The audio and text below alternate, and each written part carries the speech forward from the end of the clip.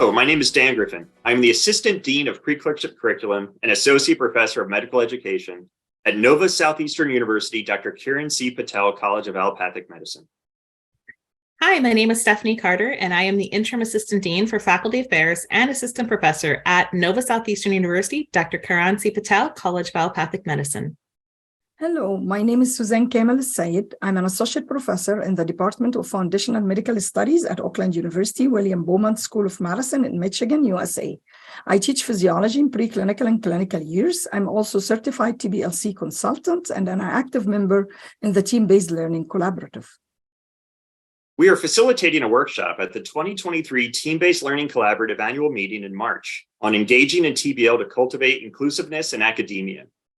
Inclusive and equitable practices in academia can take many forms, but there's still much to be done to address the needs of our learners.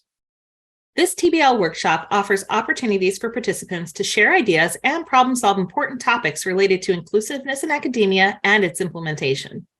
If you are interested to share your experiences on or to learn about some strategies that can be used to address inclusiveness in academia, register for our TBL workshop that will be held on Tuesday, March 14 at 8 a.m. We look forward to seeing you then.